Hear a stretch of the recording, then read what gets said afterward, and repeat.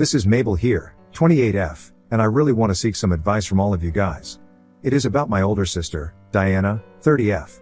Sit tight because you're in for a ride. Today marks May 14th, and it's supposed to be my wedding day, but things happened, and one of them was that my sister had lied about my fiancé having an affair with her. Shocking, right? That a sister could do that to her own blood. Before you begin to have so many ideas, let me tell you a little bit about my sister, Diana. She's family's bad apple that fell from the tree. I grew up hearing my parents, most especially my mother, complain so much about her. Some days, it could be her grades in school, other times, it could be how she was dressed, and so on. Since she was the elder one, she considered herself to be the entitled one. Right from childhood, she had set some ground rules in the house, that she had the first right over everything. As a younger daughter, I was used to playing with Diana's toys and wearing her clothes. But she continued to be the narcissistic child even as a grown-up adult. Diana was never good at academics. She dropped out of school midway. She also had a thing for money, so she had multiple boyfriends who would cater to her expensive needs. Diana struggled to choose the right career path for her.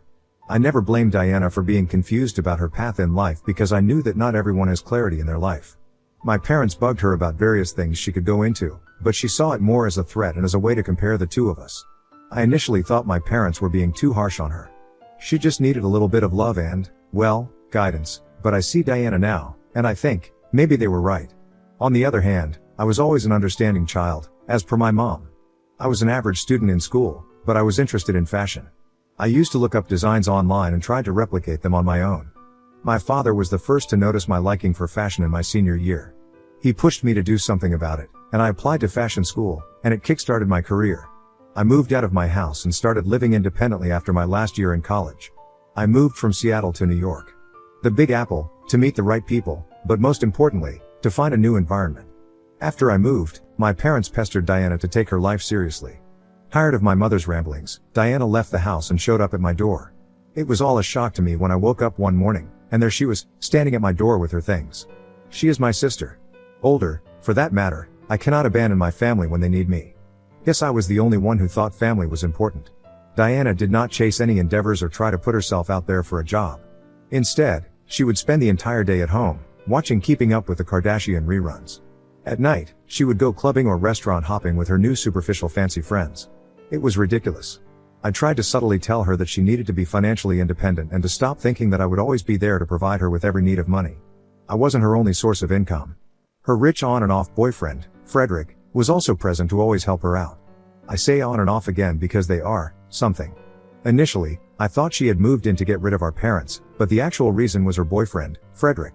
His father's company was opening a new outlet in New York. Hence he moved so that he could take care of it. Of course, my pushover sister couldn't leave him alone, so she followed him. However, Frederick was living in his company's quarter, where Diana couldn't go, or else Frederick would be reported to his father. So, she had no option but to show up at my door. It's more than 2 years since she is freeloading at my house, but the actual problem which brought me here is my fiancé, Lucas. See, I have always thought that I would be unlucky in love. This is probably because I have been hit with heartbreak from left to right.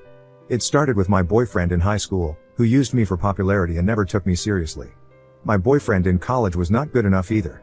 He took solace in other women's underwear. I craved love, especially seeing how my parents were. The support, unconditional love, and everything else. I wanted it. In New York, everywhere I looked, I saw a couple happy, thrilled to bask in each other's presence, but for me, I was all alone. Amidst all, I met Lucas Din, 30M. He was the sweetest of them all, the most beautiful, the smartest. I was immediately intrigued by those honest eyes. We maintained eye contact for a while, hoping that someone would smile. It wasn't the first time meeting a hot gorgeous guy. It was in New York. We had handsome men swimming around the city, but I wasn't interested, mainly because half of them were not good for me and only wanted sex. Lucas and I conversed first about our sibling stories. Before he walked up to me, I was going through the grocery list Diana had written, and she had put down half of the world for me to buy. She had added some fancy items which literally twisted my tongue to pronounce. Lucas caught me talking to myself and immediately chuckled. He explained that he was also going through the same thing with his younger sister, Ellie, 16F, who was in high school. He was shopping for women's items. I had thought it was for a girlfriend, but it was for his sister, Ellie. He accompanied me to do the rest of my grocery as we spoke more about how adulthood is not great. He had offered to pay for my items, but I couldn't accept them. Darn it, I'm just too independent. He had also disclosed that Ellie had suffered an assault last year and grew a fear of the public afterward. Lucas was trying to be there for her. He let her come live with him because she felt unsafe at their parents' place. I was impressed. Lucas and I had so much in common. We were both parents to our siblings. And there it started. The whirlwind of romance. I had almost forgotten how beautiful it was to have someone love you, love every part of you. Lucas was just that kind of person. On May 23rd of last year, we started dating. It was the most effortless relationship I had. But it was hard for Diana to get along with Lucas. She would give unwelcome comments about anything involving him. Lucas did his best to be nice to her by getting her favorite chocolate and even a designer bag, knowing she loved fancy items. Diana did not care. I eventually called Diana out on her disrespectful behavior toward Lucas. She explained that she was just worried she would lose me to him. She was just feeling insecure. She was worried about how life would be for her if I was more serious with Lucas. She knew that we were gradually getting serious. I told her I loved her dearly and promised nothing would make me abandon her. Huh? That's what I thought. I thought my sister would carry the same love and respect I had for her, but no. A few months later, Lucas proposed to me. I said yes. I told him a million yeses. The engagement was set. My best friend, Bonnie, 30F, had taken the part of the wedding planner because she was an expert on me. Everyone was pleased that I had found the right one, including my mom, who initially thought I would end up with millions of cats. Joke's on her. I have found the right one. Little did I know that the happiness would not last. Diana had cooked up a dubious plan to cut off my engagement. I got to Lucas's apartment, ready for us to go cake tasting with Bonnie, but what I saw was crazy. Lucas had his hands all over my sister. It seemed he was trying to kiss her, and Diana wanted to let go of him. Diana was distraught. She was pulled away and slapped him in the face. Lucas was apparently drunk or rather woozy. In tears, Diana had explained that she wanted to make amends with Lucas for how she treated him during family dinner. Lucas had been showing advances toward Diana. Diana said she wanted Lucas to stop doing it and respect our relationship.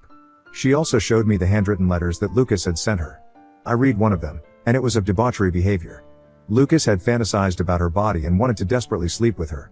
He had written, "I love you with all of my heart if you could only see that I want your body next to mine. I hope that marrying your sister will give way for our romance to build up. God, I want that body."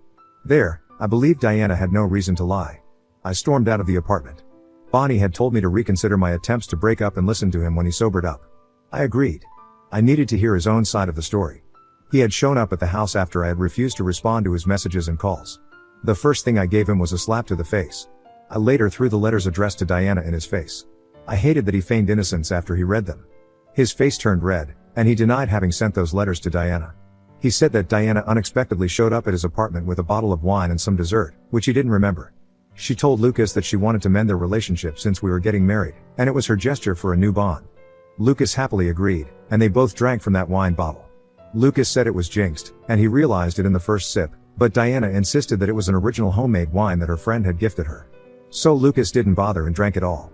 He said that after a glass, he quite doesn't remember what happened next, except some hazy shadow where Diana forced him to finish the bottle and made him feel her body. He said that although he had almost passed out but tried to stop Diana, who overpowered him after a while, and he doesn't remember what happened next. I rolled my eyes and told him I wasn't falling for his so-called victim story. Lucas pleaded and pleaded for me to reconsider. I was done. Diana's plan had worked. I broke up my engagement with him. Lucas pleaded one last time that I listened to him, and I swore that my sister was the most essential part of my life. Little did I know what was the true story. Lucas was relentless with his calls and text messages. He never ceased to let me know the truth. He still maintained the stance that he had nothing to do with my sister.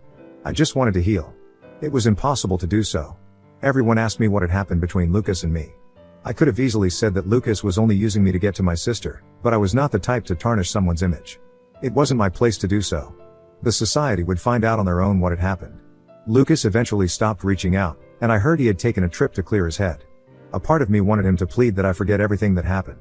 I knew it was not possible. I wasn't the kind to give second chances anymore. A few weeks later, Diana began to undergo troubles of her own. Diana's boyfriend, Frederick, was a pompous fool. Although they had been going on and off, I knew my sister seriously loved him. Despite her attempts to try to hook up with someone else or to meet another person to spite him, he was always the one for her. You know, the kind of couple that yell at each other 1 second and start to make out like animals. They would throw things at each other, scream, cry. But I knew that they were meant to be. It was just that kind of relationship. I was already used to it. This time, it was getting too toxic, and I'm glad it was because I finally knew the truth. One fateful night, I was just nursing my heartbreak by drinking with Bonnie. We heard Diana yelling at Frederick that she needed a ring on her finger. He had responded that he was not getting married anytime soon and would not be pressured because of her. She expressed that she was tired of living with me and wanted her own house. By her own house, she meant her husband's. Basically, the conversation went like this. Frederick cried out, "Oh, I thought you loved your sister." Diana responded, "Of course I do."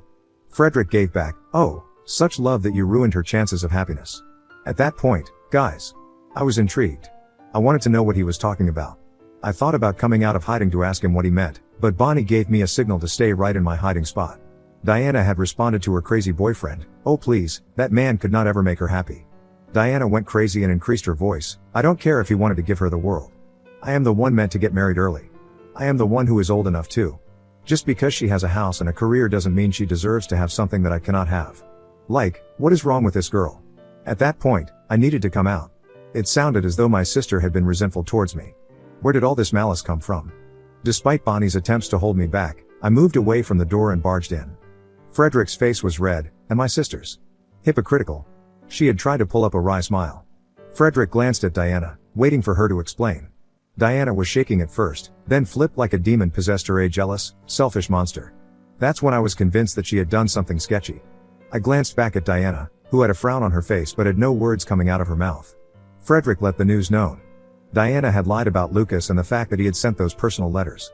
I was livid. Especially when Frederick said he had paid a sketch artist to forge Lucas's handwriting to write those letters. Diana pounced on Frederick immediately. He pushed her back and revealed how Diana begged him to help her break my engagement. Usually, I would try to separate both of them, but I could care less. I had been living a facade. My sister was not an angel, and I had just let go of the man I loved for her. I had bombarded her with questions. It almost turned physical. She yelled that she did not care much about me or my life.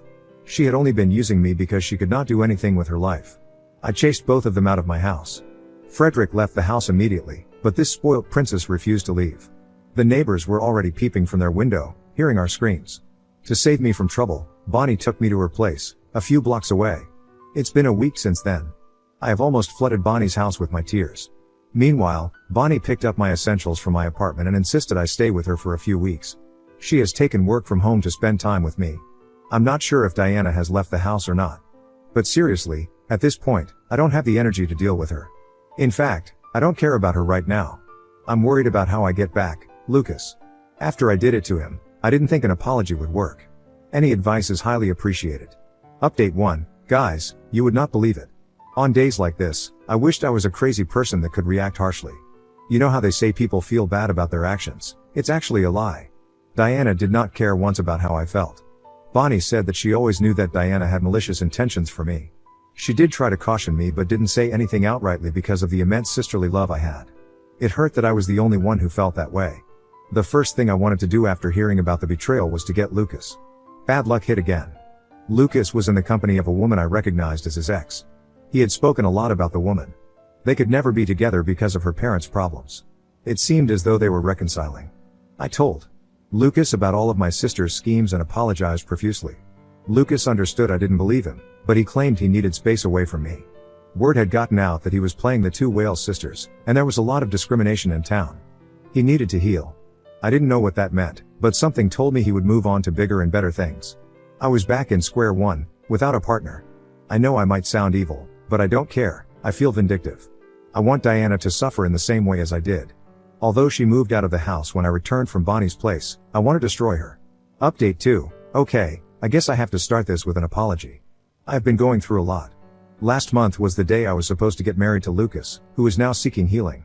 For days, I've been wallowing in my sadness. I had ignored calls from my workers, Bonnie, and everyone. My pillows were constantly tear-soaked. And Diana. Oh, Diana, she had barged into my apartment last week, asking for money for her shopping spree. A shopping spree? While my life was practically ruined. Where was her humanity?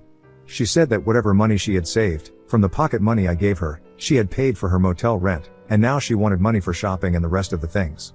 She maintained that crazy entitlement. She needed to be taught a lesson.